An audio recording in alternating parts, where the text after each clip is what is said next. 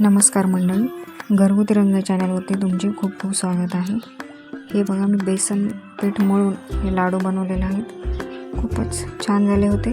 आम्ही असेच बनवतात, आम्हाला सर्वांना खूप आवडतात हे लाडू. मस्त दाणेदार होतात आणि चवीला पण खूप छान होतात. हे बघा किती छान झालेले आहेत.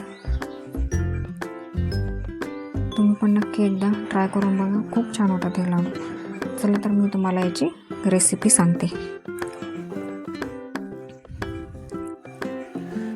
हे मी बेसन पीठ ग्लासने मोजून घेतलेलं आहे. हे मी 5 ग्लास बेसन पीठ घेतलेलं आहे. कुठल्याही भांड्याने एकाच भांड्याने तुम्ही हे मोजून घेऊ शकता, वाटीने, पातेल्याने, कशाने पण. आता त्याच्यामध्ये थंड पाणी टाकूनच ते पीठ मळून घ्यायचं. आपल्या गव्हाच्या पिठासारखं मळून घ्यायचं. हे बघा, छान असं मळून घ्यायचं. खूप छान होतात हे लाडू. करायला पण सोपे आणि खायला पण टेस्टी होतात.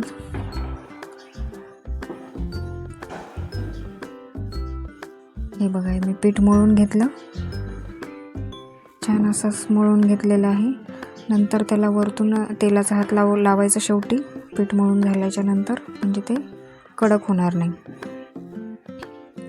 आता मी याला अर्ध्या तासासाठी झाकून ठेवणार आहे.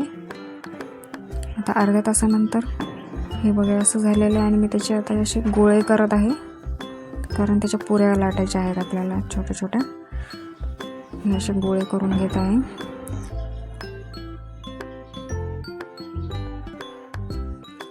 आता त्याला थोडंसं तेल लावून त्याला लाटून घ्यायचं.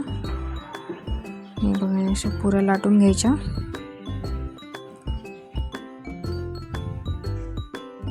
थोड्याशा जाडच ठेवायच्या ह्या पुऱ्या, म्हणजे त्या फुगून छान फुगतात.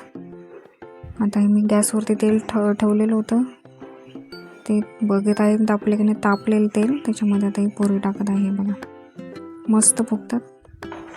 आम्ही अगोदर शंकरपाळे तळलेले होते म्हणून ते असं झालेलं आहे तेल.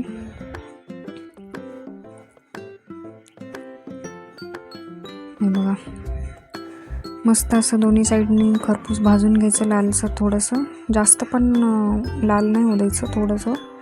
हे अशा मस्त फुगतात टम सर्व. आता हे अशा ह्या पद्धतीने मी करून घेणार आहे. हे बघा, मी अजून एक तळून दाखवते.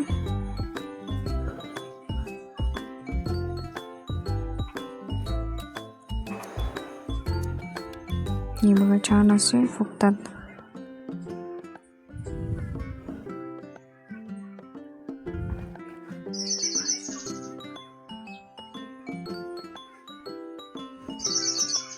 हे अशा मस्त फुगलेले आहे. हे दोन्ही दाखवते. आता या पद्धतीने मी सर्व पुऱ्या तळून घेत आहे. हे झालेलं आहेत सगळ्या पुऱ्या. आता थोडंसं थंड होऊ द्यायचं त्याला आणि मग त्याचे तुकडे करून घ्यायचे. त्याला असं बारीक करून घ्यायचं हाताने, जेवढं शक्य आहे तेवढं बारीक करून घ्यायचं. हे बघा, मी असं बारीक करून घेतलेलं आहे. जेवढं शक्य होईल तेवढं हाताने करून घ्यायचं बारीक. नंतर हे मी एवढं केलेलं आहे हाताने. आता मी याला मिक्सरमध्ये काढणार आहे. मिक्सरमध्ये मी काढत आहे. बघूया कसं झालं. थोडंसं जाड राहिलेलं आहे. मी अजून एकदा फिरवून घेते. आणि हे बघा, मी आता हे ताटात टाकलेले, परत एकदा फिरवून. हे असं थोडंसं रवाळच ठेवायचं आपल्याला, थोडंसं जाडच ठेवायचं आहे, म्हणजे लाडू छान होतात. आणि बेसन पीठ पण थोडंसं जाडच आणायचं, जास्त बारीक नाही दळून आणायचं. आता मी गॅसवरती पातेलं ठेवलेले, त्यात 2 ग्लास मी साखर घेतलेली. आता जेवढं आपण पीठ घेतलेलं आहे त्याच्या निम्मे आपल्याला साखर घ्यायची आहे. खरं तर इथं 2.5 ग्लास मी साखर घ्यायला पाहिजे होतं, पण मला कमी गोड करायचं होतं म्हणून मी ते 2च ग्लास घेतलेले आहे. आणि 1 ग्लास त्याच्यामध्ये मी पाणी टाकलेलं आहे. आता आपण हे साखरेचा 1 तारी पाक मी बनवणार आहे. हे बघा, साखरेचा 1 तारी पाक, हे अशी 1 तार अशी दिसली पाहिजे, म्हणजे आपला पाक हा रेडी आहे. झालेला आहे पाक. थोडंसं दिसत नाही आहे जरा कॅमेरामध्ये. आता 1 तारी पाक झालेला आहे.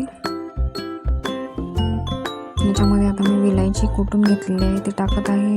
10-12 विलायची कुटून घेतलेली आहे ते टाकलेली आहे. छान अशी मिक्स करून घ्यायची. आता ही त्याच्यामध्ये थोडंसं तूप पण टाकत आहे. हे सगळं एकत्र करून घ्यायचं.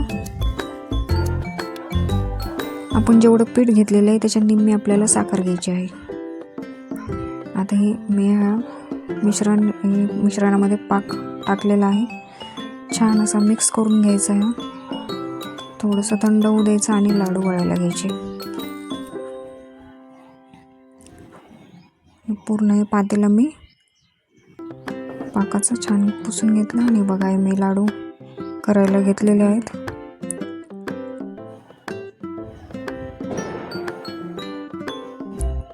हे बघा किती छान झालेला आहे लाडू. बघू शकता तुम्ही.